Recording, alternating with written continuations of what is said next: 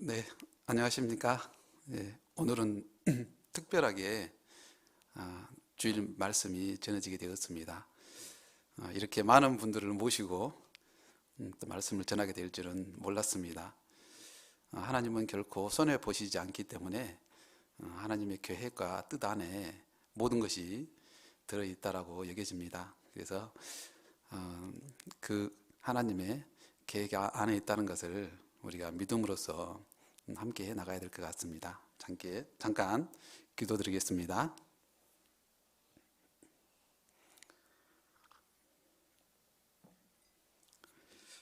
우리의 영혼을 사랑하시는 거룩하신 하나님 아버지, 참으로 하나님의 사랑과 그 은혜에 감사를 드립니다. 지금까지 우리를 주님의 그 날개 아래서 보호하여 주시고 하나님의 그 뜻과 계획을 우리를 통해서 이루어 가심에 참으로 감사드립니다. 2020년 저희들에게 많은 일들을 주시고 그 속에서 하나님의 은혜 가운데 더욱 교훈을 깨달아가며 살아갈 수 있게 해주셨습니다. 많은 일들이 있었지만 이 시간까지 우리에게 함께해 주신 그 주님의 사랑에 다시 한번 감사드립니다. 오늘은 특별히 또 이렇게 많은 형제 자매들과 함께 모여서 말씀을 드려야 하지만 함께하지 못하고 또 비대면으로 온라인으로 말씀을 시청하게 되었습니다. 이 시간에도 함께 해주시고 우리의 마음을 하나님의 그 놀라신 말씀에 그 사랑으로 함께 해주셔서 이 세상을 우리가 어떻게 살아가야 될지 우리에게 알게 해주시고 힘과 능력을 주셔서 주님의 영광을 위해 살아갈 수 있도록 우리와 함께 해주시기 원합니다. 이 시간 모든 것 하나님께 의지하면서 우리를 사랑하시는 예수님 이름으로 기도드렸습니다. 아멘. 우리 말라기서 3장입니다. 함께 찾으시겠습니다.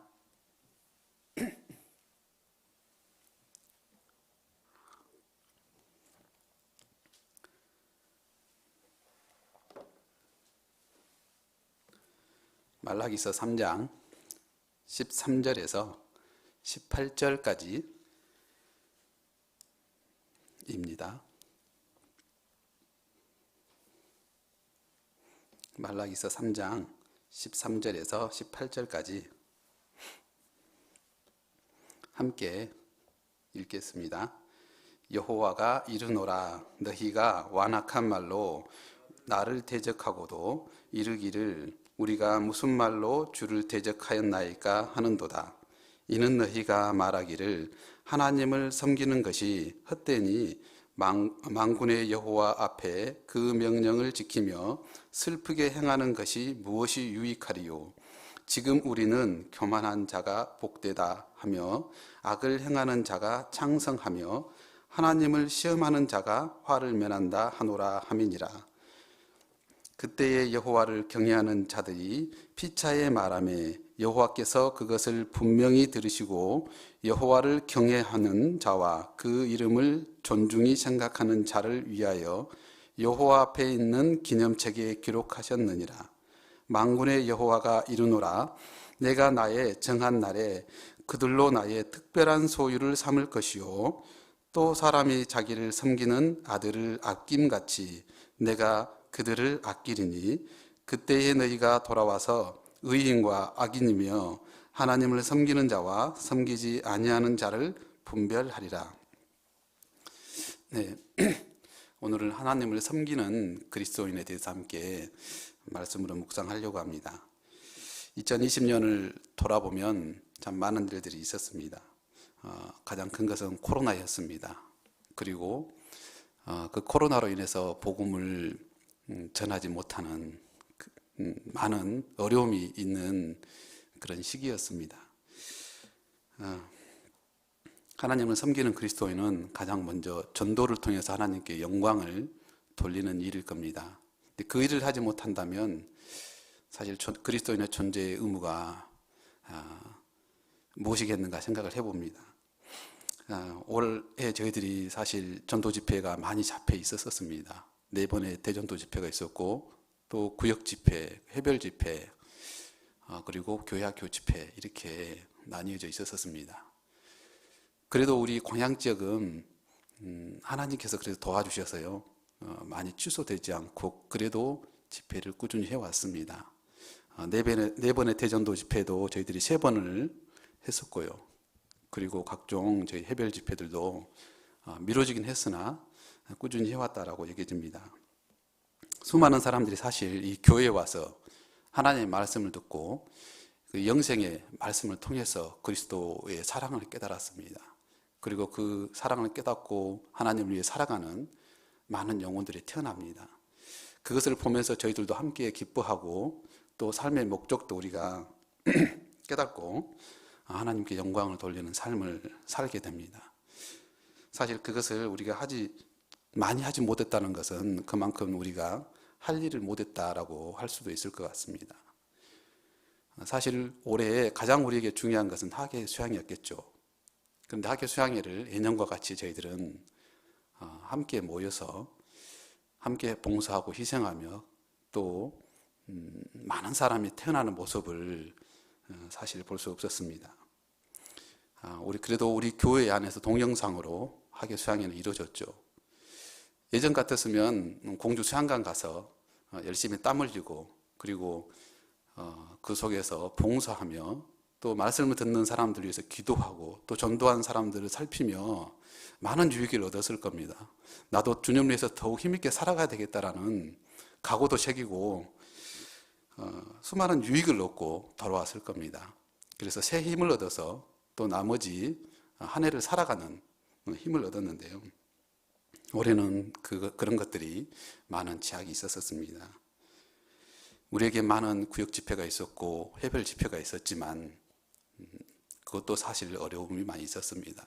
그러나 하나님은 그것을 끊어지지 않게 하시고 계속 이어주셨습니다. 그 가운데 새롭게 태어나는 영혼들이 있었고 그로 말미암아 우리는 또 다른 힘을 얻고 주님을 살아갈 수 있는 그런 마음의 각오도 다짐하였었습니다. 교회 전반에 걸쳐서 많은 집회의 어려움이 있었고 앞으로도 그런 어려움이 있겠지만 우리는 그것을 게으치 않고 이제는 꿋꿋하게 집회를 어떤 방법으로든지 해가야 되겠다라는 그런 새로운 집회의 계획도 세웠습니다. 마지막 시대가 되면 말씀을 전하는 것이 어렵고 구원받는 역사가 많지 못하다는 것을 저희들이 생각해 왔고 예상해 왔지만 이렇게 빨리 주님의 말씀 전도하는 데 어려움을 겪게 될 것이라는 것을 저희가 예상치 못했습니다. 그러나 지금 현실 우리에게 그것이 다가왔고 우리는 복음을 위해서 이제는 더 희생하고 더 순종하며 살아가야 되지 않나 그러한 마음의 각오를 하게 됩니다. 상담을 통해서 안으로 그동안의 말씀을 들어도 구원받지 못한 영혼들이 얼마나 많았습니까? 그냥 왔다 그냥 가는 그러한 영혼들이 참 많았습니다. 그러나 상담을 통해서 이제는 그런 것들이 깨어지고 또 전도 집회를 통해서 새로운 영혼들이 와서 또 새롭게 구원받고 하는 그런 일들이 이제 우리에게 마지막 기회라고 여겨집니다.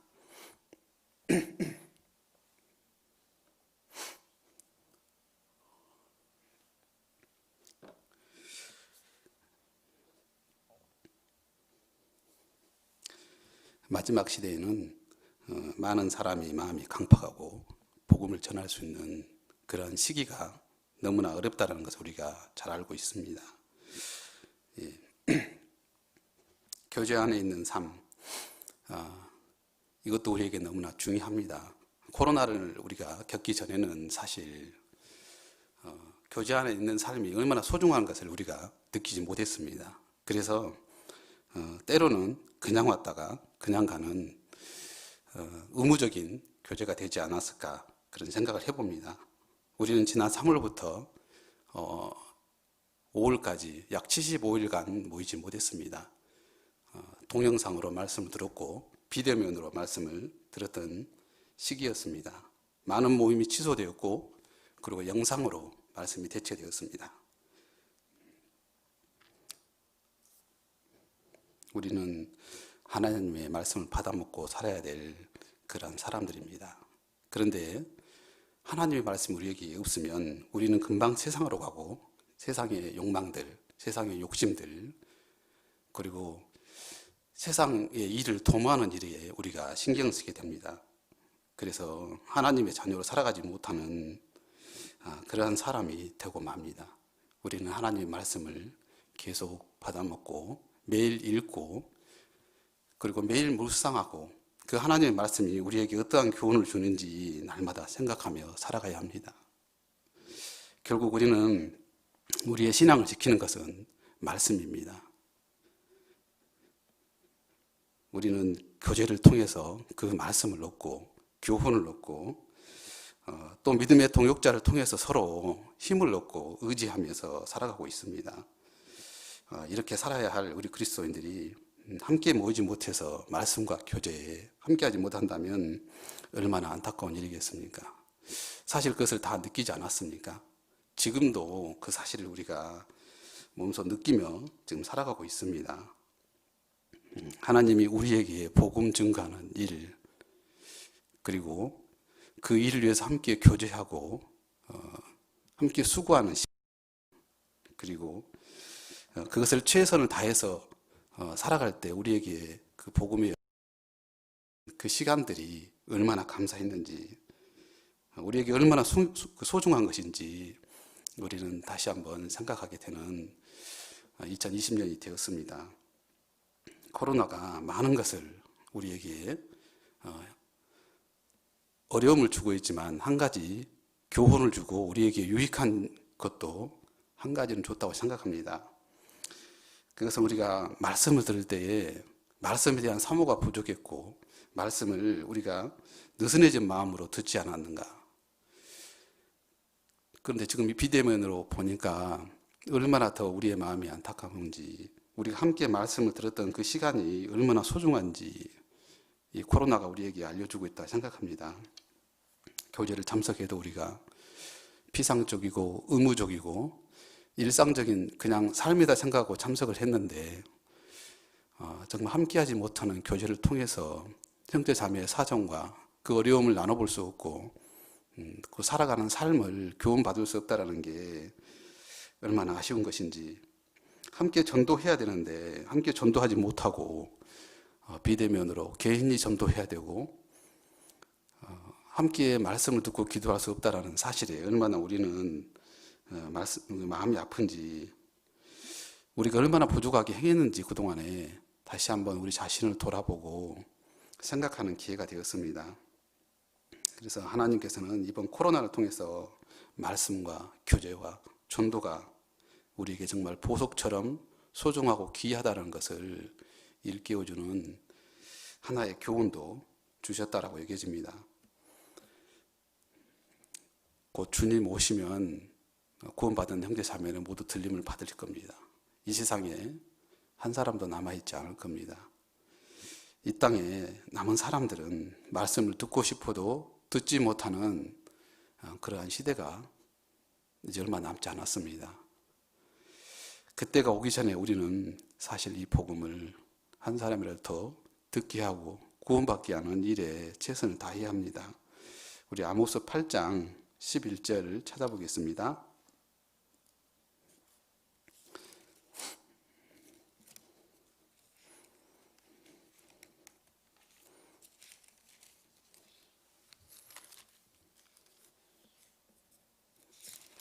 아모스 8장 11절입니다.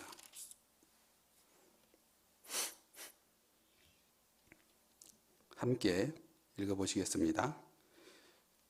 주 여호와여 가라사대 보라 날이 이를지라 내가 기근을 땅에 보내리니 양식이 없어 주림이 아니요 물이 없어 가람이 아니요 여호와의 말씀을 듣지 못한 기갈이라. 주 여호와께서 가라사대 보라 날이 이를지라. 주 여호와께서, 하나님께서 여호와의 날이라는 날이 성경에 있지 않습니까? 그건 심판의 날이고 7년 대환란의 날입니다. 그 날이 이를지라 내가 기근을 땅에 보내리니 양식이 없어 주림이 아니며 물이 없어 가람도 아니고 여호와의 말씀을 듣지 못한 기갈이다라고 얘기하고 있습니다. 말씀을 듣지 못하면 그 영적으로 메마르고 배고프고 목이 마른 상태가 되는 겁니다. 우리 그리스도인도 그렇지 않습니까? 영적인 기갈이 올 것이다. 구원받지 못한 사람들은 이 말씀이 곧 7년 대환란 때 응하게 됩니다. 이 땅에 있는 사람들은 하나님의 말씀을 들을 수 없을 때가 올 것입니다. 2020년대 마지막 한 해, 마지막 한 주가 되었습니다. 우리가 이 말씀을 전하는 사명에 얼마나 충실했는지, 얼마나 힘있게 말씀을 전하고 하나님을 의지했는지 생각해보는 기회가 됐으면 좋겠습니다. 우리 말라기서 3장 다시 한번 돌아보겠습니다. 말라기서 3장은 좀 줄로 끼워놨으면 좋겠습니다. 3장 16절입니다.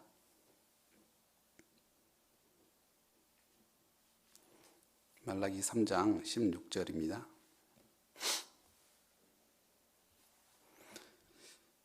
함께 읽겠습니다. 그때에 여호와를 경외하는 자들이 피차에 말하매 여호와께서 그것을 분명히 들으시고 여호와를 경외하는 자와 그 이름을 존중히 생각하는 자를 위하여 여호와 앞에 있는 기념책에 기록하셨느니라.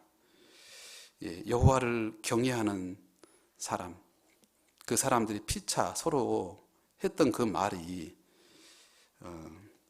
무엇이었는가 생각을 해보는 좀 기회가 됐으면 좋겠습니다. 말라기서 3장 우리가 13절에서 19절까지 읽었는데 처음에 시작할 때 13절에서 15절까지는 여호와를 대적하는 자들의 말이 나옵니다. 말라기 시대는 정말 암울한 시대였습니다. 모두 하나님을 떠나고 하나님을 믿지 않고 하나님을 대적하던 자들이었습니다. 그런 불신자의 말에 흔들리지 않고 그때 여호와를 경외하는 자들이 피차의 한 말을 여호와는 분명히 들으셨다라고 말씀하고 있습니다. 그리고 기념책에 기록하셨다라고 말씀하고 있습니다.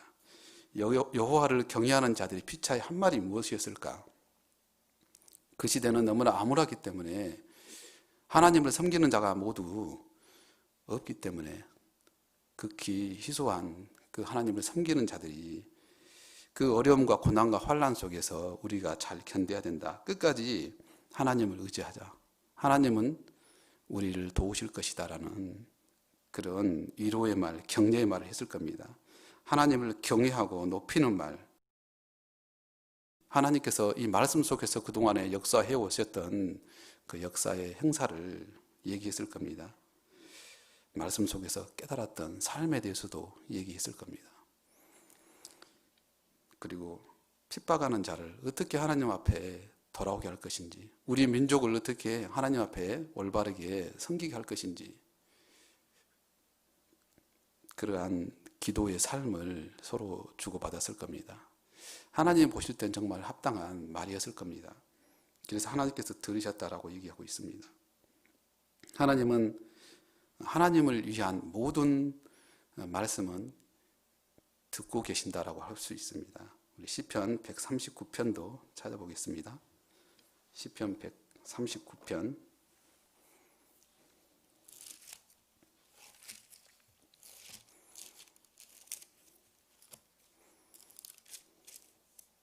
1절부터요 4절까지 같이 읽어보시겠습니다. 여호와여 나를 감찰하시고 아셨나이다. 주께서 나의 앉고 일어섬을 아시며 멀리서도 나의 생각을 통촉하시오며 나의 길과 눕는 것을 감찰하시며 나의 모든 행위를 익히 아시오니 여호와여 내 혀의 말을 알지 못하시는 것이 하나도 없으시니이다. 하나님은 나를 감찰하시고 아시는 분이십니다. 나의 앉고 일어섬도 아시고 하나님은 사실 멀리 계시다고 하지만 나와 함께 계시는 나의 생각을 통촉하시는 분이십니다. 나의 사정을 살피시고 나의 부족한 것을 이루하시고 도와주시는 분입니다. 나의 길과 눕는 것을 감찰하시고 나의 모든 행위를 익히 아신다라고 되어 있습니다. 그리고 4절에 여호와여 내 혀의 말을 알지 못하는 것이 하나도 없으시다라고 말씀하십니다. 그리스도인 나의 형편을 알지 못하는 것이 하나님은 없으십니다. 모두 아시고 나의 머리털도 세시고 그리고 나의 모든 생각도 감찰하십니다. 그리스도인들이 서로 나누고 서로 돕고 서로 교제하는 모든 내용도 하나님은 다 아십니다. 주님을 향한 선한 일을 도모하는 것, 계획하는 것, 그것은 하나님께서 더 관심 있게 보시고 그것을 이루어 주시기 위해서 도와주실 겁니다. 내가 정말 그 가운데 한 사람으로서 살아가야 되겠다는 것은 당연할 겁니다. 그리고 여호와 앞에 있는 기념책에 기록하셨다라고 하고 있습니다. 여호와를 경외하는 자들의 피차의 한 말을 여호와를 경외하고 여호와를 존중하는 자들의 그들이 했던 그 말 하나님은 기념책에 기록하셨다라고 하고 있습니다. 주님의 자녀가 교제 속에서 피차 주님을 위해서 하는 말도 들으시는데 주님을 위해서 희생하고 주님을 위해서 선행을 행하고 그리고 그 일을 위해서 함께 연합하고 마음을 모았던 그 모든 일은 당연히 기억되지 않겠습니까? 당연히 기록이 될 겁니다. 그래서 하나님은 결국 하나님을 위한 모든 삶을 하나도 빠짐없이 세세하게 기록하실 겁니다. 그리고 그 일이 다 이루어지도록 하나님의 영광을 위해서 다 이루어지도록 하나님은 그 역사에 함께 해주실 겁니다. 그리스도인의 말은 분명히 들으시고 그리고 그리스도인의 모든 수고도 분명히 보시고 여호와를 경외하는 자와 그 이름을 존중히 하는 자를 생각하는 자를 위하여 여호와의 책에 기록하셨다라고 말씀하십니다. 성경 속에 보면 책이 크게 몇 개 있죠. 하나는 우리가 보고 있는 성경책, 또 하나는 구원받은 모든 형제 자매의 이름이 기록된 생명책입니다. 또 하나는 오늘 방금 읽었던 하나님 앞에 있는 기념책이다라고 할 수 있을 것 같습니다. 구원받은 사람의 이름은 생명책에 기록이 되어 있다라고 합니다. 그러나 악인의 이름은 예레미야 17장 13절에 보면 이스라엘의 소망이 있은 여호와여 무릇 주를 버리는 자는 다 수치를 당할 것이라 무릇 여호와를 떠나는 자는 다 흙에 기록이 되오리니 이는 생수의 근원이신 여호와를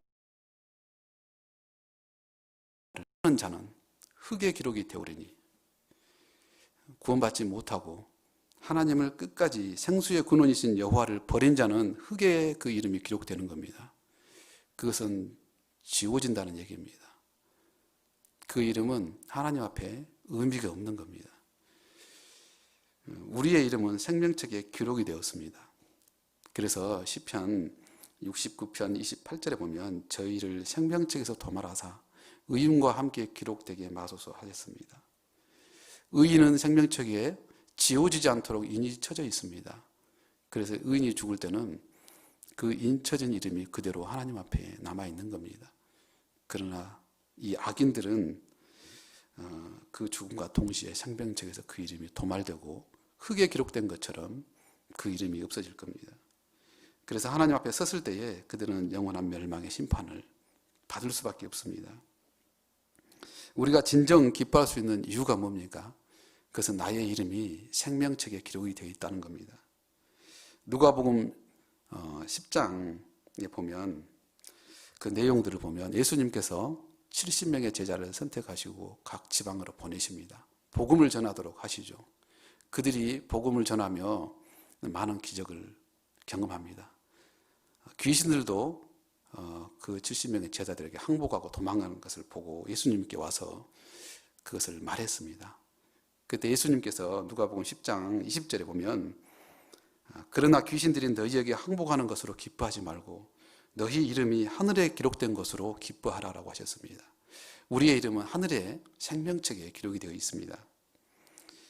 그래서 우리는 진정 기뻐할 수 있는 겁니다. 우리는 하늘에 소망을 둔 천국 시민이 되었기 때문에 기뻐하고 그 주신 은혜가 너무 감사해서 복음을 전하며 하나님의 은혜 속에서 살아간다 할 수 있습니다.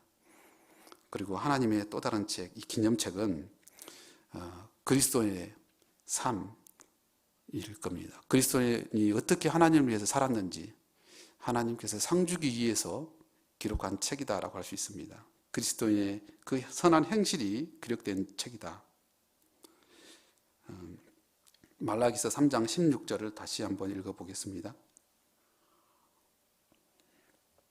그때에 여호와를 경외하는 자들이 피차에 말하며 여호와께서 그것을 분명히 들으시고 여호와를 경외하는 자와 그 이름을 존중히 생각하는 자를 위하여 여호와 앞에 있는 기념책에 기록하셨느니라.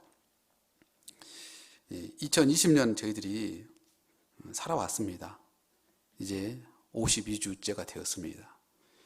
나의 행실과 나의 모든 행위, 하나님을 사랑하고 주님을 위해서 희생했던 모든 것이 주님이 들으셨는지 보셨는지 그리고 이 기념책에 기록하셨는지 나의 삶을 돌아보면 알 수 있을 겁니다. 말라기 시대에는 이스라엘 이 백성들이 모두 타락해서 하나님을 떠났습니다. 대다수가 진리 가운데 살지 않았습니다. 악한 자가 형통한 세상이라고 말하는 시대였습니다. 그들이 말했던 걸 보면 교만한 자가 복되다. 악을 행하는 자가 창성하다. 하나님을 시험하는 자가 화를 면한다. 악을 행해서 하나님이 복을 주시나 벌을 주시나 한번 봐라. 시험하는 자들입니다. 불신의 말을 하는 그 사람들이 사는 삶의 모습이 이 말라기 시대입니다. 그러나 그때에 누가 있었습니까? 하나님을 옹호하고 믿음을 지키는 사람들이 있었습니다. 그들이 하나님을 영광을 돌리고 하나님께 영광을 돌리고 하나님을 찬송하며 하나님을 위해서 헌신하는 사람들이 있었습니다. 그들의 삶이 그들의 모든 것이 기념책에 기록되었습니다. 그래서 기념책에 기록해 두신 이유는 하나님이 정하시는 날이 있는데 그 날에 특별한 소유를 삼고 그리고 특별히 아끼며 영광을 그들에게 주시기 위함이다 라고 얘기하고 있습니다. 다윗이 사울에게 쫓겨나서 타국으로 애국으로 전전긍긍하며 쫓겨다닐 때입니다. 그때 다윗은 정말 하나님 앞에 죄 없이 깨끗하고 자기 자신도 의롭게 살았습니다. 그런데 그 자신이 그에게 하는 말이 자기의 유리함이 책에 다 기록되었다라고 얘기하고 있습니다. 다윗은 떠돌이 생활을 했습니다. 정처 없이 도망다니는 생활이었습니다. 그러나 하나님을 떠나지 않고 그 힘들고 어려울 때마다 눈물 흘릴 때마다 다윗은 옆에 가지고 있는 게 있었습니다. 그게 병이었는데 눈물병이었습니다. 자기 눈물을 담는 눈물병에 그것을 담으면서 하나님 앞에 말씀한 내용이 있습니다. 시편 56편 8절입니다. 한번 같이 찾아보겠습니다.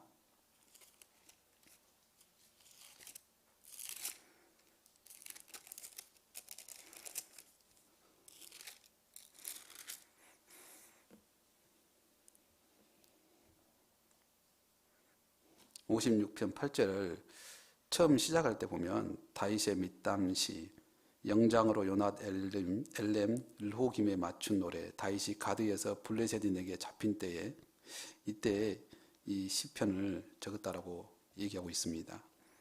8절에 같이 읽겠습니다. 나의 유리함을 주께서 계수하셨으니 나의 눈물을 주의 병에 담으소서. 이것이 주의 책에 기록되지 아니하였나이까. 그 하나님을 위해 살아가고자 했던 그 모든 다윗의 삶이 비록 떠돌이 생활 쫓겨다니고 때로는 블레셋에게 가서 있었고 모압 족속에 가 있었고 했지만 그 유리한 모든 것이 주께서 계수하셨다. 보시고 헤아리시고 쉬셨다라는 겁니다. 쉬셔서 주의 눈물병에 비록 자기가 눈물병에 담지만 주님의 눈물병이라고 표현하고 있습니다. 나의 눈물을 주의 병에 담으소서. 이것이 주의 책에 기록되지 아니하였나이까. 주님의 책, 주님의 기념책에 기록됐다라고 얘기하고 있는 겁니다. 주님을 위한 희생과 봉사, 그런 일들이 사실 주님을 섬기는 일입니다. 주님을 섬기는 삶이 무엇일까? 내가 어떤 희생과 어떤 봉사로 살아가고 있는가? 나의 삶은 도대체 어떻게 살고 있는가?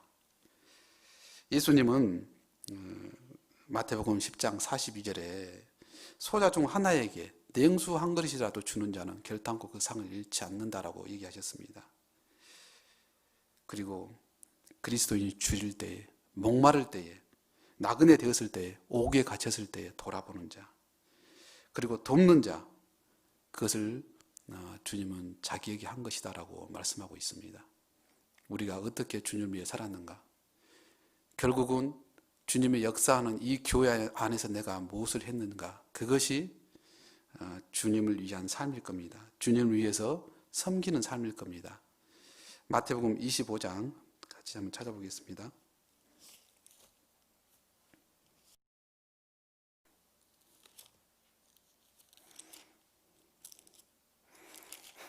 마태복음 25장 35절부터 40절입니다.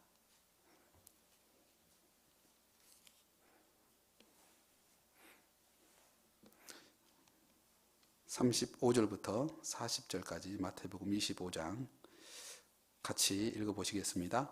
내가 줄일 때에 너희가 먹을 것을 주었고 목마를 때에 마시게 하였고 나그네 되었을 때에 영접하였고 벗었을 때에 옷을 입혔고 병들었을 때에 돌아보았고 옥에 갇혔을 때에 와서 보았느니라. 이에 의인들이 대답하여 가로되 주여 우리가 어느 때에 주의 줄이신 것을 보고 공개하였으며 목마르신 것을 보고 마시게 하였나이까? 어느 때에 나그네 되신 것을 보고 영접하며 벗으신 것을 보고 옷 입혔나이까? 어느 때에 병드신 것이나 옥에 갇히신 것을 보고 가서 배웠나이까 하리니 임금이 대답하여 가라사대 내가 진실로 너희에게 이르노니 너희가 여기 내 형제 중에 지극히 작은 자 하나에게 한 것이 곧 내게 한 것이니라 하시고, 35절부터 40절까지 39절까지 많은 일들이 좀 있죠. 줄일 때에, 목마를 때에, 나그네 되었을 때에, 그리고 옷이 없어서 벗었을 때에, 병들었을 때에, 옥에 갇혔을 때에 그것을 돌아보고 돕는 자.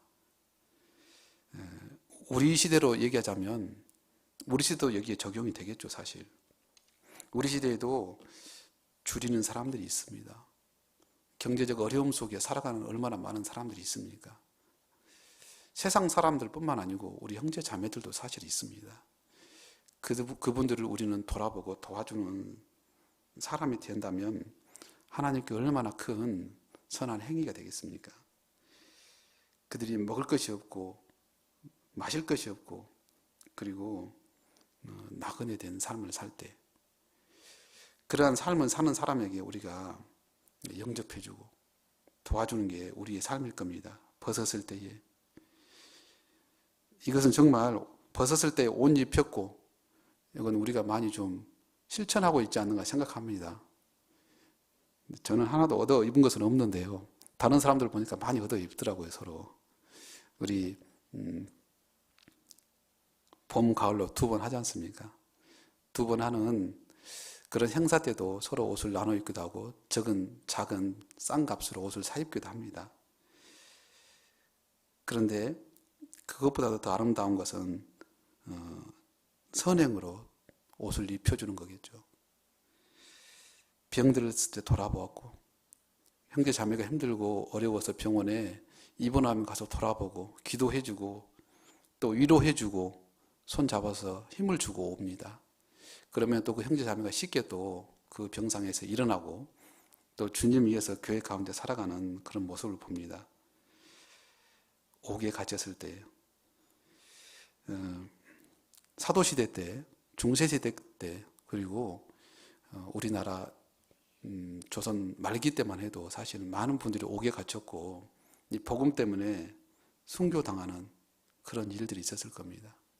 사도 바울도 옥에 갇혔을 때 많은 형제 자매들이 와서 돌아보고 그랬지 않습니까? 그 내용이 이 옥에 갇혔을 때 와서 보았느니라 이 말씀이 응했다라고 여겨집니다.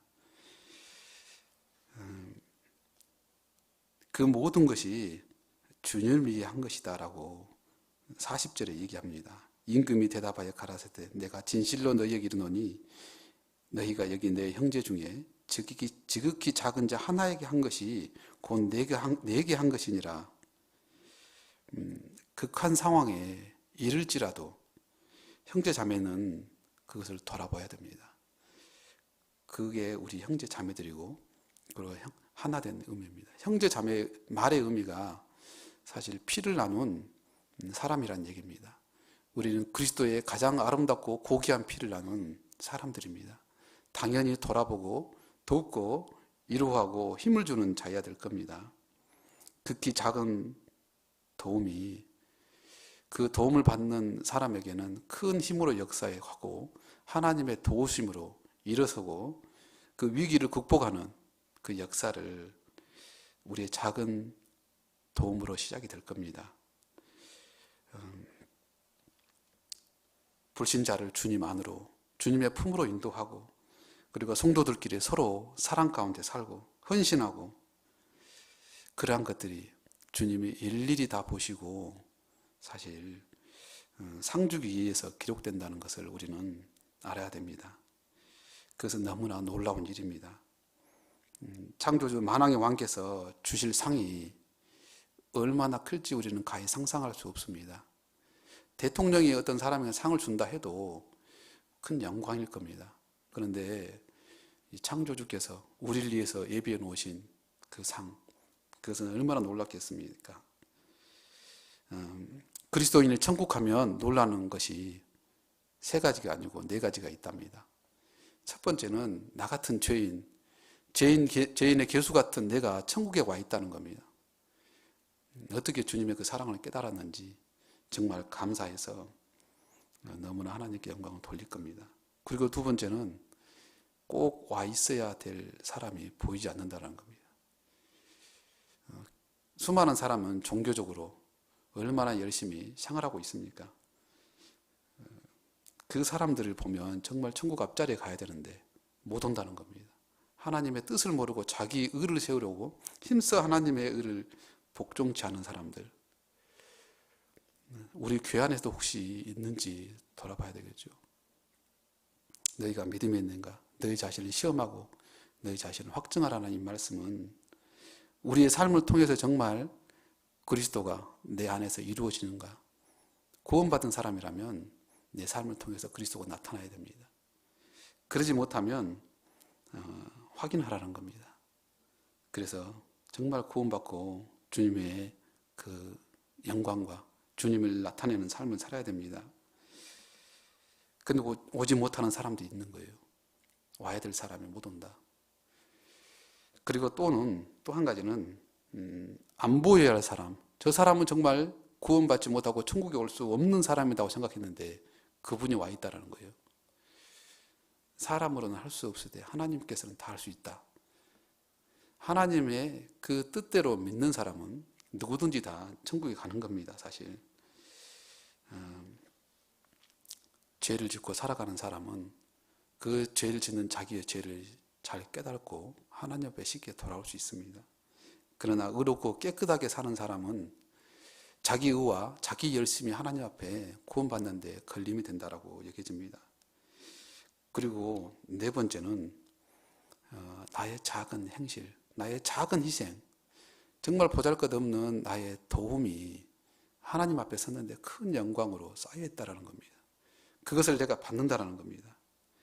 너희 보물을 하늘에 쌓아두라는 이 말씀이 나에게 응해서 그날에 내가 영광 가운데서 그 상급을 받을 겁니다. 천국 가면 정말 내가 천국에 와 있다는 게 감사해야 되고, 그리고 영광 가운데서 상급으로 나에게 주신 하나님께 감사하며 놀라는 이 두 가지가 사실 나에게 이루어져야 되지 않겠습니까? 그러므로 그리스도인들이 주님의 일에 더욱 힘써야 됩니다.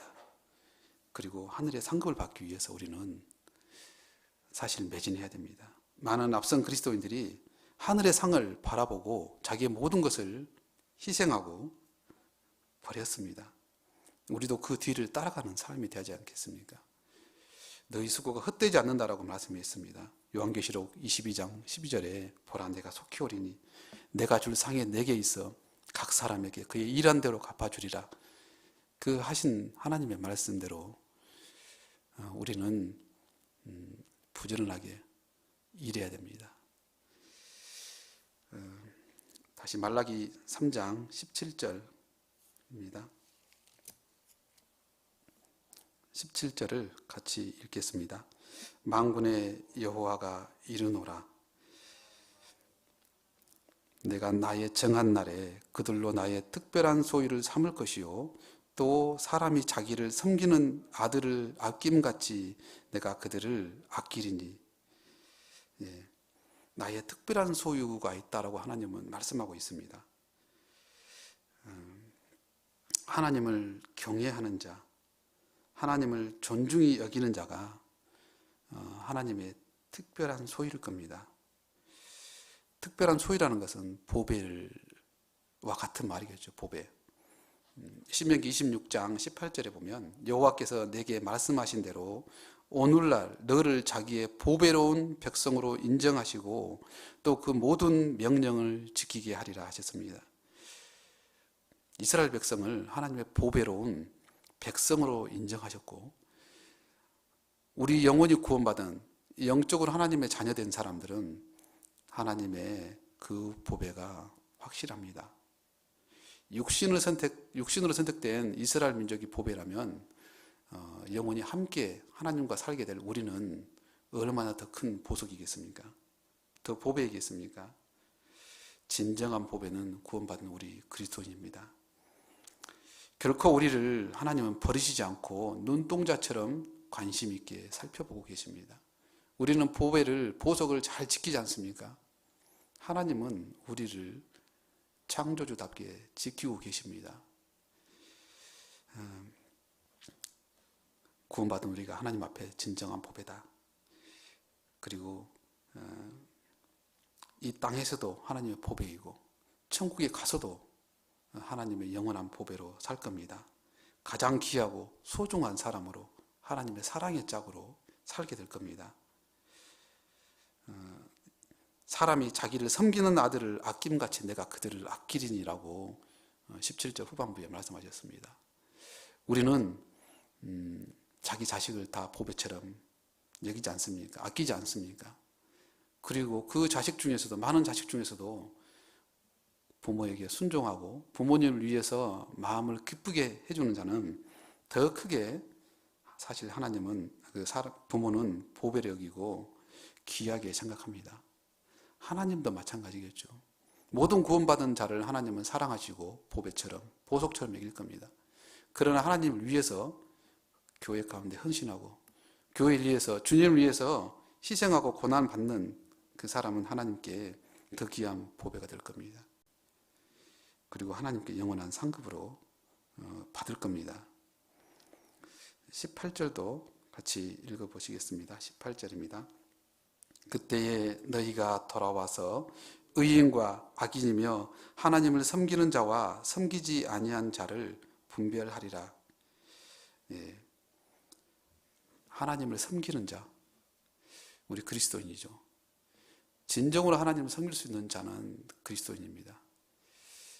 그리스도가 오기 전에 구약 시대는 가장 가까이 하나님을 섬기는 자는 제사장들이었을 겁니다. 하나님의 제사장들. 말라기서에 보면 하나님의 섬겼던 제사장들에 대해 얘기 자세히 나옵니다. 이 제사장들이 하나님께서 처음에 세울 때 그들과 언약하고 그들을 통해서 계획하고 뜻하신 바가 있었습니다. 말라기서 2장 한 장만 앞으로 넘겨보겠습니다. 2장 4절부터 7절입니다. 4절부터 7절을 같이 읽겠습니다. 말라기서 2장 4절에서 7절입니다. 만군의 여호와가 이르노라 내가 이 명령을 너희에게 내린 것은 레위와 세운 나의 언약이 항상 있게 하려 함인 줄 너희가 알리라. 레위와 세운 나의 언약은 생명과 평강의 언약이라. 내가 이것으로 그에게 준 것은 그로 경외하게 하려 함이라. 그가 나를 경외하고 내 이름을 두려워하였으며 그 입에는 진리의 법이 있었고 그 입술에는 불의함이 없었으며 그가 화평과 정직한 중에서 나와 동행하며 많은 사람을 돌이켜 죄악에서 떠나게 하였느니라.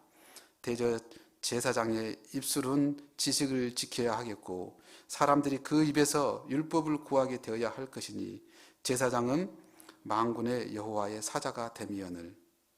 됨이언을 그랬던 그 뒤에는 어떻게 되겠어요? 지키지 않았다는 겁니다. 하나님께서 제사장을 세우신 이유가 사실 제사 드리고 동물 열심히 잡아서 그 죄를 용서받게 하는 그 역할뿐만 아니고 사실은 4절에서 7절의 내용이 하나님의 진정한 목적이 있다 할 수 있습니다. 레위는 제사장의 족속이잖아요. 그들과 언약을 세웠습니다. 마땅히 율법, 이 하나님의 말씀을 계속 연구하고 묵상하고 그 말씀대로 살아가야 되는 게 제사장들이었습니다. 그리고 그것을 또 백성들에게 가르쳐서 그렇게 살지 못하는 백성들을 올바른 신앙 가운데 하나님을 섬기는 그 삶으로 인도하도록 그 역할을 할 수 있는 게 제사장이었습니다. 그래서 이 언약을 했다라고 얘기하고 있습니다. 언약의 목적이 하나님의 말씀이 레위 제사장을 통해서 지켜지고 그것을 백성들의 죄를 깨닫게 하고 백성은 날마다 죄 가운데 살아가지 않습니까? 제사장들은 그 죄를 짓지 않도록 하나님의 성막에서 제사를 지내고 거룩하게 의롭게 살아가게 해주셨습니다. 그들이 그 백성의 죄를 깨닫게 하고 죄를 용서받게 하고 짐승의 제사로 그들의 죄를 용서하게 하고 결국 그것은 후일에 예수 그리스도께서 우리의 모든 죄를 용서해 주실 것을 깨닫게 하기 위함이었습니다. 예수님은 대제사장이 되어서 그 몸으로 직접 제사를 드렸고 제사장들은 짐승으로서 제사를 드렸습니다. 우리 그리스도인 오늘날은 우리가 제사장이죠. 하나님의 제사장입니다. 주님의 제사장입니다. 제사장의 일은 오늘날 우리가 살아가고 있는 그리스도인의 삶과 똑같다 할 수 있습니다. 베드로전서 2장 9절 같이 찾아보겠습니다.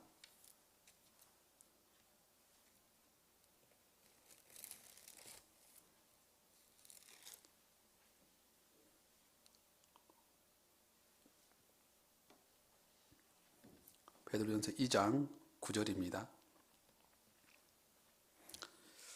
9절부터 10절을 2절을 같이 읽겠습니다.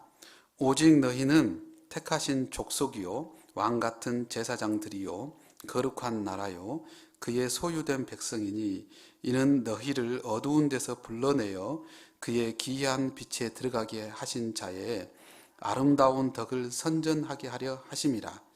너희가 전에는 백성이 아니더니 이제는 하나님의 백성이요 전에는 긍휼을 얻지 못하더니 이제는 긍휼을 얻은 자니라. 우리는 하나님의 택하신 사람이다, 족속이다, 왕같은 제사장이다라고 말씀하고 있습니다.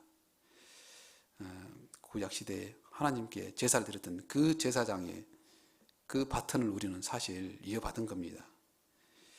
그리고 사실 우리는 어두운 가운데 살았던 죄인들이었는데 그 어두운 가운데서 불러내어서 하나님 나라의 그 귀한 빛에 들어가게 해주셨습니다. 그리고 아름다운 덕을 선전하는 자, 하나님의 그 사랑으로 오신 예수 그리스도의 그 보혈의 피를 복음을 전하고 선전하는 자, 그것이 되게 하려 하십니다라고 하셨습니다. 전에는 하나님의 백성이 아니었는데 이제는 하나님의 백성이 되었고 우리가 긍휼을 얻지 못하고 지옥에 가던 비참한 운명에서 이제는 하나님의 무조건적인 자비와 사랑으로 긍휼을 입은 자입니다. 그래서 구원을 받으면 하나님의 백성이 되고 왕같은 제사장의 신분으로 우리가 변화된 겁니다.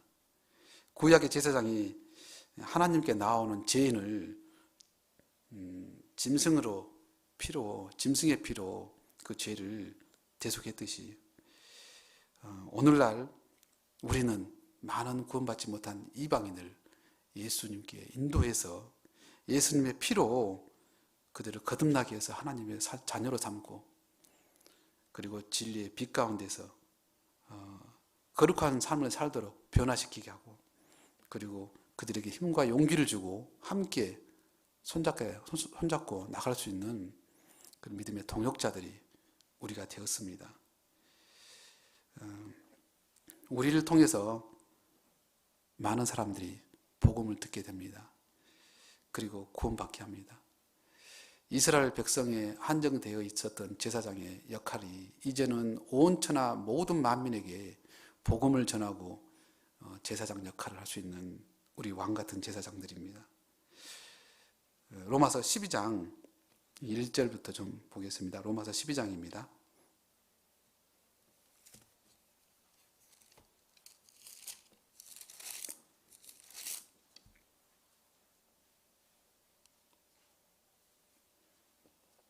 (12장) 1절 2절을 읽어보겠습니다. 12장 1절 2절입니다. 그러므로 형제들아, 내가 하나님의 모든 자비하심으로 너희를 권하노니 너희 몸을 하나님이 기뻐하시는 거룩한 산제사로 드리라. 이는 너희의 드릴 영적 예배니라. 너희는 이 세대를 본받지 말고 오직 마음을 새롭게 함으로 변화를 받아 하나님의 선하시고 기뻐하시고 온전하신 뜻이 무엇인지 분별하도록 하라. 하나님이 기뻐하시는 거룩한 산제사가 있다라고 얘기하고 있습니다. 근데 그 산제사가 너희 몸으로 드려지는 산제사다라고 얘기하고 있습니다. 우리의 몸을 통해서 거룩한 삶을 살 때 산제사가 된다라고 말씀하시고 있는 겁니다. 하나님이 기뻐하시는 산제사의 삶, 그것은 우리의 몸을 통해서 주님을 위해 살아가는 삶입니다. 이게 오늘날 우리의 하나님이 보시는 산제사고 영적 예배다라고 말씀하고 있습니다. 하나님이 기뻐하시는 산제사, 그 삶의 구체적인 내용들이 로마서 12장에 빼곡히 지금 나와 있습니다. 21절까지 9절을 한번 같이 보겠습니다. 9절입니다. 사랑엔 거짓이 없나니 악을 미워하고 선에 속하라. 우리는 악을 미워해야 합니다. 악은 그 모양이라도 버려야 되고, 우리는 우리 몸으로 악을 지을 수 있는 얼마든지 육신의 본성을 가지고 있는 자이기에 악을 미워하지 않으면 악하고 친하게 됩니다. 그러면 하나님과 멀어지게 되고, 그러면 신앙이 퇴보하게 됩니다. 우리는 반드시 악을 미워해야 됩니다. 그리고 선에 속해야 됩니다. 도덕적으로 착하게 사는 것이 선이지만 그것은 세상적인 선입니다. 하나님이 원하는 선은 그것과 함께 복음을 위해서, 복음을 전하기 위해서 함께 일하는 모든 것이 진정한 착한 행실이다, 진정한 선이다라고 말씀하고 있습니다. 그것을 위해서 우리는 이 마지막 시대를 살아가야 됩니다. 10절에 형제를 사랑하여 서로 우애하고 존경하기를 서로 먼저 하며, 주님의 사랑을 받은 사람은 형제를 우애하고 사랑하는 것은 당연합니다. 형제를 사랑하고 우애하는 것만 잘하면 교회 안에서 우리는 잘 살아갈 수 있습니다. 교회 안에서 여러 가지 비판과 판단과 시기 질투하지 않을 수 있는 가장 좋은 키는 형제 자매 서로 사랑하고 우애하고 서로 존경하는 것을 내가 먼저 하는 겁니다. 혹 서로 잘못이 있을 때에 먼저 내가 사과하고 먼저 내가 잘못을 형제 자매에게 용서받는 게 진정한 존경의 사람이 될 수 있습니다. 존경하는 사람이다. 나에게 잘해주는 사람만 사랑한다면 그게 주님의 사랑이겠습니까? 까다로운 사람도 교회에 있습니다. 나를 힘들게 하는 사람도 있고, 내가 정말 어려운 사람이 있습니다. 그 사람까지도 정말 사랑하고 존경하고 그리고 우애해야 합니다. 그것으로 내가 그리스도인이라는 것을 증거를 나타내는 겁니다. 우리는 어쩌면 사실 조건적인 사랑, 지극히 조건적인 유선적인 사랑 속에서 살아가고 있다 할 수 있습니다. 회사 생활을 할 때도 보면 항상 연말 되면 어려운 불이독이 하지 않습니까? 근데 그게 정말 불쌍해서 어렵게 살기 때문에도 있지만 회사의 이름을 빛내기 위해서 내가 이렇게 하고 있다라는 회사의 이름을 위해서 더 큰 목적입니다. 사실 개인들도 사실 마찬가지입니다. 어디 복지재단에 헌물을 한다든지 기부한다든지 사실 세상에서 하는 모든 것은 그 이름들이 다 그 세상의 그 책에 기록이 돼요. 누구든지 다 볼 수 있는, 때로는 방송에도 나오고 신문에도 나오고 또 책자에도 나오고 그러지 않습니까? 지극히 계산적이고 조건적이다는 겁니다. 그러나 우리는 조건 없는 사랑, 주님께서 우리에게 무조건적인 사랑으로 구원해 주셨듯이 우리도 형제 자매를 사랑하는 진정 아가페적인 사랑을 우리도 실천해야 되고 하나님께서 요구하고 있습니다. 11절에 로마서 12장 11절에 부지런하여 게으르지 말고 열심을 품고 주를 섬기라. 이 말씀은 정말 우리에게 항상 삶의 표본이 되는 말씀입니다. 표대가 되는 말씀입니다. 우리는 새벽에 일찍 일어나서 부지런한 삶을 살아야 됩니다. 잠언 31장의 현숙한 여인도 새벽에 일찍 일어나서 자기 일을 열심히 하는 사람이었습니다. 예수님도 새벽 미명에 일어나서 기도로 시작했습니다. 우리 그리스도인들도 많은 사람이 새벽에 일어나서 말씀을 읽고 그리고 기도하고 또 하루를 시작합니다. 우리는 부지런하고 열심을 품고 주를 섬겨야 됩니다. 주님을 위해서 우리가 무엇을 품어야 될지 먼저 우리가 생각해야 되겠죠. 무슨 마음을 품어야 될지. 그것은 주님께서 우리에게 주신 사랑을 품어야 됩니다. 그러면 내가 무엇을 해야 될지 알 수 있겠죠. 주님께서 가장 원하는 것, 먼저 그의 나라와 그의 의를 구하는 거죠. 육신의 것을 위해서, 육신의 염려를 위해서 살아가는 사람은 그의 나라와 그의 의를 먼저 생각할 수 없을 겁니다. 나에게 주신 그 구원의 사랑, 이 얼마나 큰지 우리는 그 마음에 품어야 됩니다. 그리고 주님을 먼저 높이고 주님을 위해서 살아갈 때 부지런하고 게으르지 않고 열심을 품고 주님을 위해 살아가는 사람이 될 겁니다. 12절입니다. 소망 중에 즐거워하며 환난 중에 참으며 기도에 항상 힘쓰며. 우리는 삶 속에서 수많은 환난과 그리고 고난 속에 살아갑니다. 그러나 우리에게는 소망이 있습니다. 천국 하늘에 대한 소망이 있습니다. 주님이 나와 함께 한다는 믿음이 있습니다. 그래서 우리는 그것을 참을 수 있습니다. 그리고 그것을 승리하고 이길 수 있고 기도로 함께 할 수 있습니다. 로마서 18장 17절에도 보면 우리가 그와 함께 고난을 받기 위하여 영광을 받기 위하여 고난도 함께 받아야 할지니, 하나님께서 주시고자 하는 영광은 반드시 고난을 통해서 온다는 겁니다. 고난 없는 영광은 없다라고 얘기하지 않습니까? 하나님은 우리에게 영광 주시기 위해서 희생과 고난과 어려움을 통과하시기를 원합니다. 우리를 가장 고난 속으로 몰아넣는 사람, 핍박 속에 몰아넣는 곳이 어디입니까? 가장 가까이 가족일 겁니다. 때로는 부모님일 수도 있고, 때로는 어머니, 아버지일 수도 있고, 때로는 자식이 나를 핍박하고 고난을 당하게 합니다. 복음을 위해서 말씀을 전하면 핍박하고 고난받게 됩니다. 그건 당연한 겁니다. 이것을 멀리하고 피한다면 복음 전하는 데는 더디 될 겁니다. 멈춰질 겁니다. 그래서 시편 126편 5절에 눈물을 흘리며 씨를 뿌리는 자는 기쁨으로 그 단을 가지고 돌아오리로다. 눈물을 흘리며 씨를 뿌리는 자는 기쁨으로 거두리로다. 울며 씨를 뿌리러 나가는 자는 정령 기쁨으로 그 단을 가지고 돌아오리로다. 씨는 복음의 말씀이고 열매는 구원받는 것일 겁니다. 그런데 씨를 뿌릴 때 눈물을 흘려야 된다라고 말씀하고 있습니다.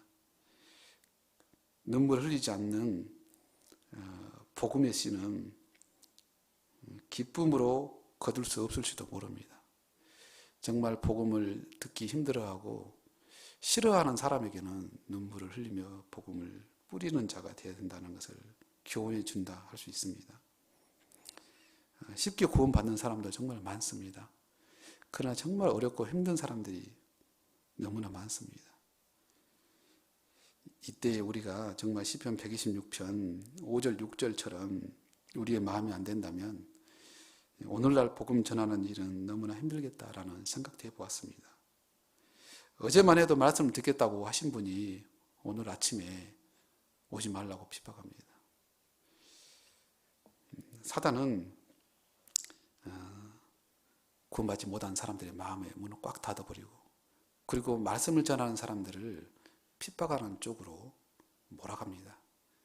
우리는 그것을 잘 알고 있어야 되고 대비해야 됩니다. 그 어느 시대보다도 지금의 시대가 그러한 시대입니다. 많은 사람들이 이 교회를 좋지 않게 생각하고 핍박하고 멀리합니다. 우리 광양 쪽에도 보니까 어제 보니까 그 교회에서 걸린 사람이 나온 것 같은데요. 우리 광양도 이 교회에서만은 이 코로나가 안 나와서 말씀 전하는데 어려움이 없어야 되는데 걱정이 됩니다. 정말 이 시대에는 복음 전하는 데는 우리의 행실과 또 우리의 희생이 뒤따라야 한다라고 얘기해 줍니다. 13절입니다. 13절도 같이 읽어보시겠습니다. 성도들의 쓸 것을 공급하며 손 대접하기를 힘쓰라. 성도들을 위해서 도울 수 있는 일이 나에게 있다는 게 얼마나 감사한 일인지 모릅니다. 성도들의 어려움을 돌아볼 수 있다는 것이 그리고 내게 도울 수 있는 힘이 있다는 것이 얼마나 소중할까. 아마 이것은 천국의 보물로 바로 직결이 될 겁니다, 사실. 그리고 도움을 받는 것도 성경에 나와 있잖아요. 도움을 주는 사람이 있으면 도움을 받는 사람이 있는 겁니다. 그것이 개인일 수도 있고 단체일 수도 있겠죠. 우리 오늘날 사람들은 너무나 마음이 높습니다. 내가 비록 가진 것은 없지만 나에게 있는 무기는 자존심이요 하는 사람들이 많잖아요. 그러나 교회 가운데 있는 형제 자매들은 정말 이 자존심을 내려놔야 되죠.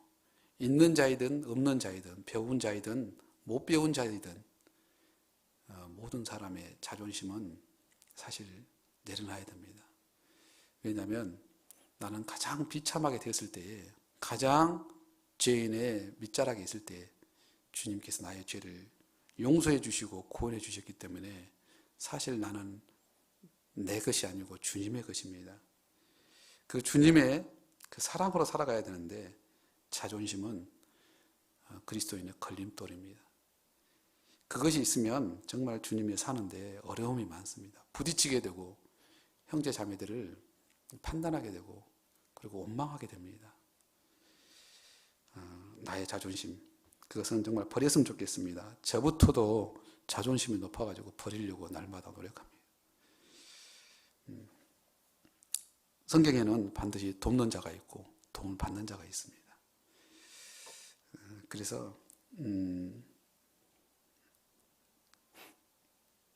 도움을 줄 때도 우리는 사실 형제 자매에게 도와줄 때도요.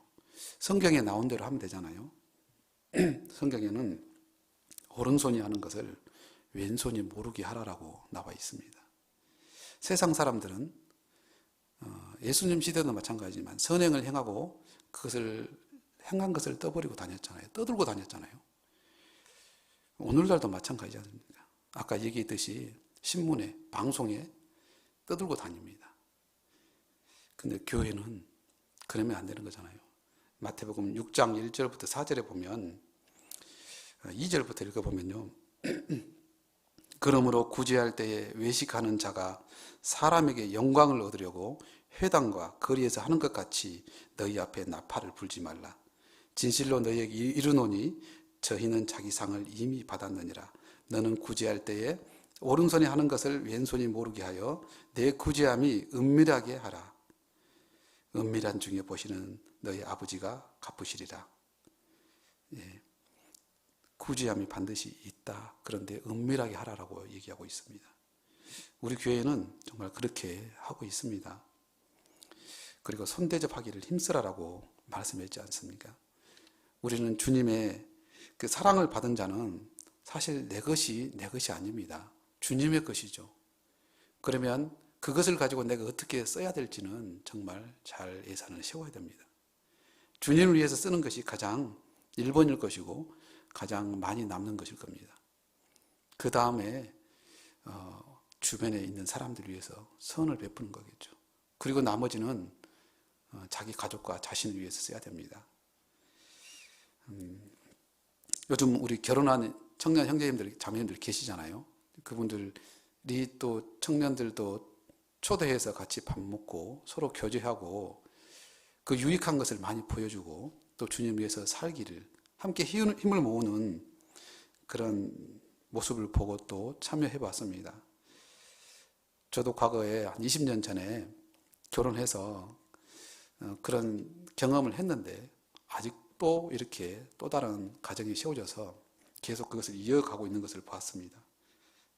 많은 형제 자매들에게 힘이 되고 청년들은 냄비신앙이라고 그러는데 냄비는 또 금방 또 끓잖아요. 그 끓게 해주는 게 그런 모임이지 않습니까? 그래서 주님을 위해 살아갈 수 있도록 더 힘을 주고 용기를 주는 것 같습니다.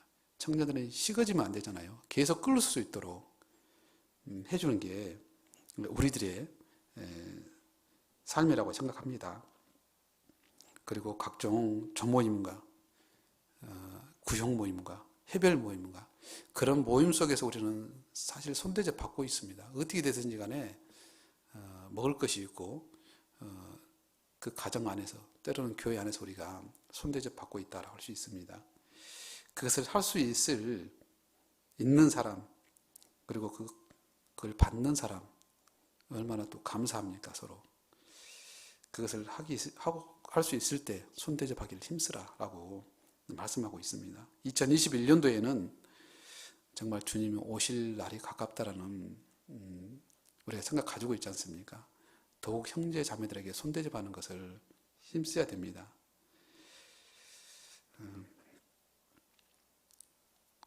마태복음 11장 29절에 나는 마음이 온유하고 겸손하니 나의 멍에를 메고 내게 배우라라고 말씀하고 있습니다.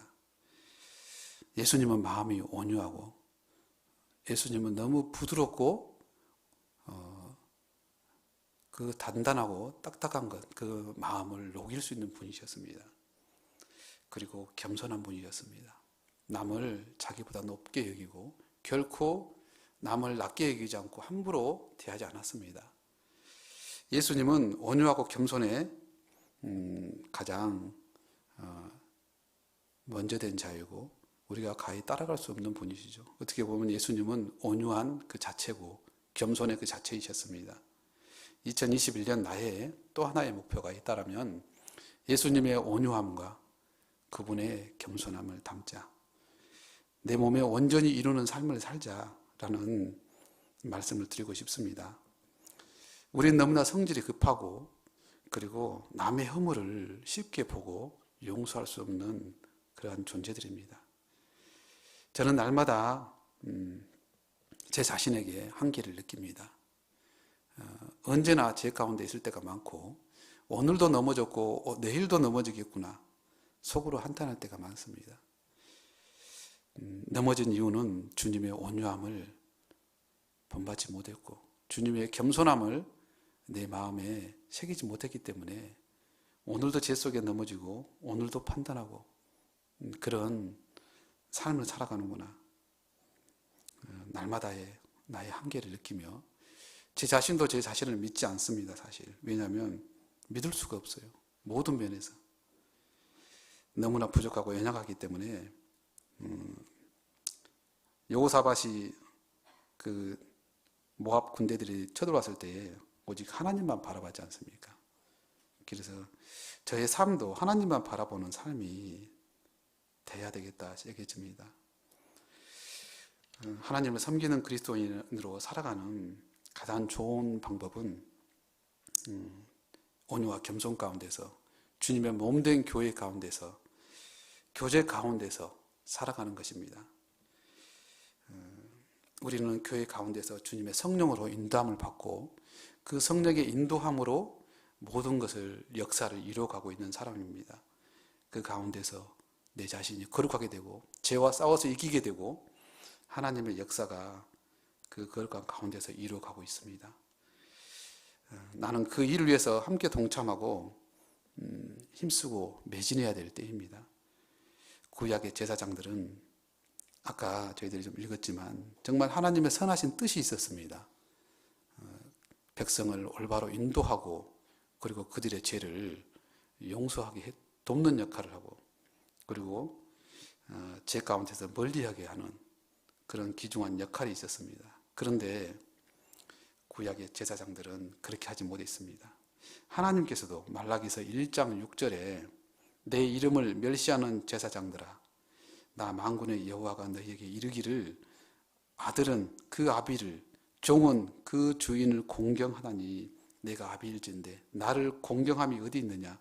내가 주인일진데 나를 두려워함이 어디 있느냐? 하나 너희는 이르기를 우리가 어떻게 주의 이름을 멸시하였나이까 하는도다. 이스라엘 영적 상태는 너무나 하나님과 멀어져 있었습니다.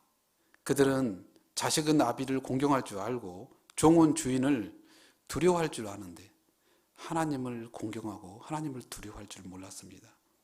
그리고 대묻습니다. 우리가 어떻게 주의 이름을 멸시하였습니까? 그들은 그들의 죄를 깨닫지 못했습니다. 그들의 영적 상태가 철저하게 타락이 되어 있는데도 무감각하고 무관심이었습니다.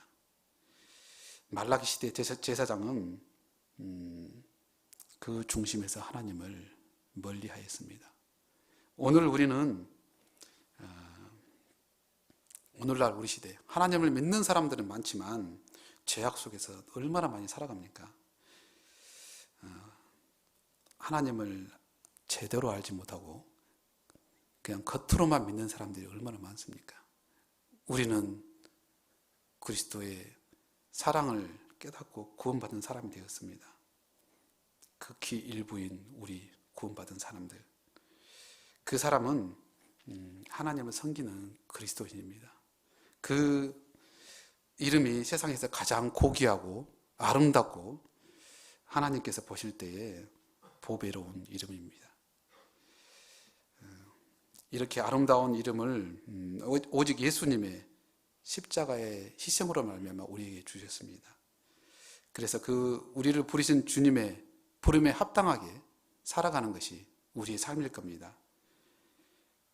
가룟 유다는 이름의 뜻이 찬양입니다. 그러나 가룟 유다는 주님을 찬양하지 못하는 삶을 살고 예수님을 팔고 결국 자살하고 말았습니다.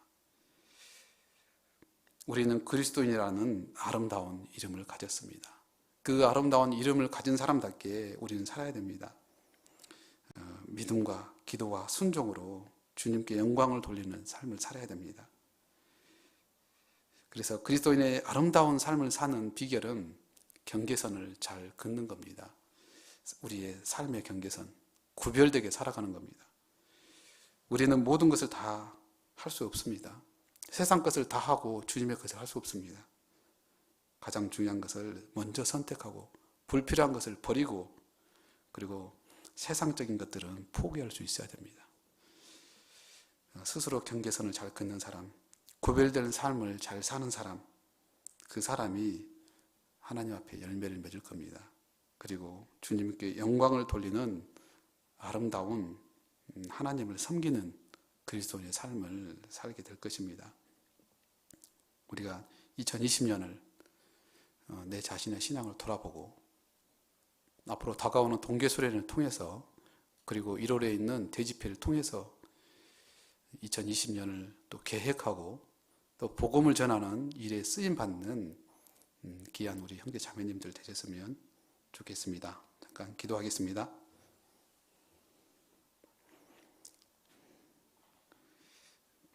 우리의 참 구주 되신 주님, 우리의 삶을 인도해 주시고 우리를 날마다 말씀으로 더욱 의롭게 깨끗하게 변화시켜 주셔서 하나님을 위해 살 수 있게 해주시고, 그리고 세상 죄 가운데서 구별되게 하시고, 죄가 내 마음속에 역사하지 못하도록 또 말씀으로 인도해 주신 하나님,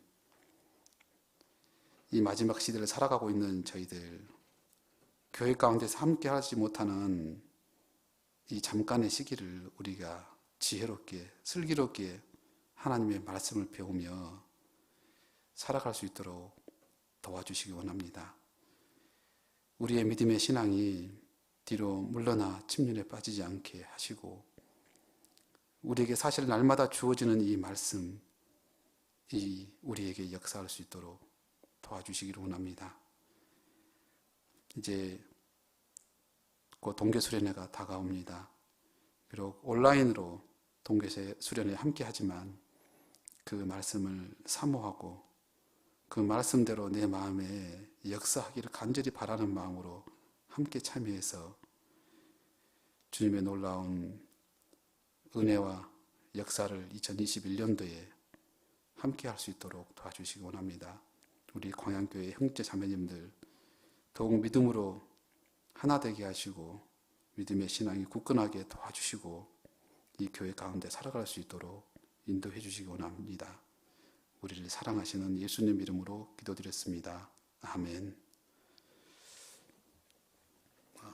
찬송가 370장입니다. 370장 찬송하시겠습니다.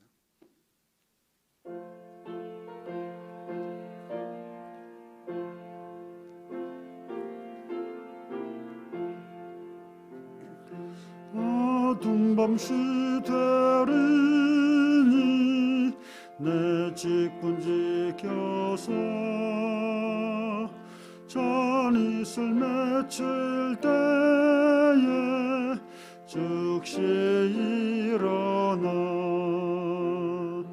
해 돋는 아침부터 힘써서 일하라. 일할 수 없는 밤이 속히 오리라. 어두운 밤 시되리니 내 직분 지켜서 일할 때 일하면서 놀지 말아라. 낮에는 골몰하나 쉴 때도 오겠네. 일할 수 없는 밤이 속히 오리라. 어두운 밤 시되리니 내 직분 지켜서 찌는 해 빗긴 곁에 힘써 일하고 그 빛이 닿아여서 어둡게 되어도 할 수만 있는 대로 힘써 일하라.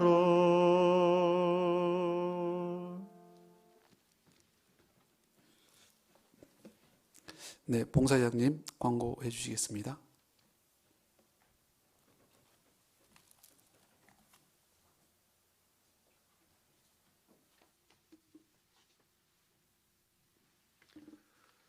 광고 말씀 드리겠습니다.